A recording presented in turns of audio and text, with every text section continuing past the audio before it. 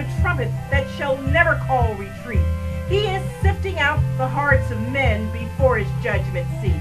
Oh, be swift, my soul, he answered him. Be jubilant, my feet. Our God is marching on. Can you think back to the first time you heard that hymn song and what it stirred up in you? Just that plain, good old patriotic spirit.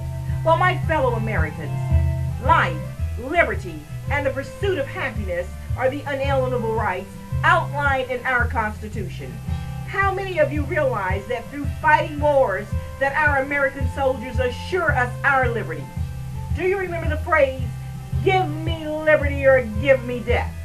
Well, that's the stance our soldiers that have gone off to war have taken. I want to live at your cost, you flag-waving American citizens. Now that's the cry of our ever-growing prison population. Americans, we are losing law-abiding citizens to war and gaining blood-sucking prisoners that are reaping the benefits. According to CNN statistics, 3,233 U.S. troops have died in the Iraq War. 3,233 U.S. troops have died in the Iraq War. Now that can be sized up to a whole city. In 1980, that was the approximate size of Royal Palm Beach, Florida. A whole city has been wiped out in the Iraq War. That same article stated that we will continually need troops through 2008 or longer. Remember, that's just for the Iraq War. What about the next one? I have a solution as to how I think we can rid ourselves of dealing with the daily frustrations of having to miss our law-abiding loved ones or even possibly losing them to death due to war. The same dollars that are spent to house and educate and rehabilitate prisoners can be spent to train and educate them for frontline duty. The United States is sending our troops to hell and sending our prisoners to Club Hello. Hello, are you with me? The average prisoner is sent to prison for rape, murder, child molestation, or drugs. Well, at Club Hello, we as taxpayers pay to house them, feed them, clothe them, and even entertain them. Did you know that many of the federal prisons treat their inmates as if they were guests in a five-star hotel? According to Mr. W.F., who is a federal prisoner that's housed at Coleman Federal Prison in North Florida. Prison has its ups and downs. W.F. has been incarcerated 10 years of a 25-year sentence for selling cocaine. Now get this. He says his only downside to prison is the loss of his freedom and being told what time to get up and what time to go to bed. W.F. gave the upside as 3 meals a day, air conditioning, cable TV, 2 hours recreation a day, and of course, the club.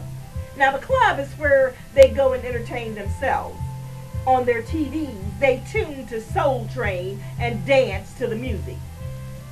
I couldn't help but ask Mr. W.F. if he felt that murderers and rapists, child molesters, and other criminals are deserving to enjoy these American perks. His reply was, that's what they do to keep us happy. To keep them happy? Well, who's keeping our dying troops and their families happy? I have a petition in the back that I'd like for each of you to consider signing to effectuate legislation that will start sending prisoners to war. In my opinion, I think we should stop paying to house them and send them to fight wars. This could be the first step in them being rehabilitated. This is how they can pay their debt to society. This also could serve as a crime deterrent. If potential criminals felt that they would be sent to fight a war instead of being clothed and fed and entertained at the taxpayer's expense, they would probably think twice before committing a crime. It would instill fear in some, for they would know that being sentenced to the front line is like being given a death sentence. Are you the American? Are you the American that can speak for these Americans? I have spoken, and I feel that these 13 Americans, if they could sign, they would. Our law-abiding soldiers have given the carefully guarded prisoners liberty, and in return, they have received death. You know, in the beauty of the lilies, Christ was born across the sea, with a glory in his bosom that transfigures you and me. Yes, he died to make men holy, and they died to keep us free, while God is marching on. They signed this petition with their blood and their lives. Won't you consider signing with just a little ink and a pen?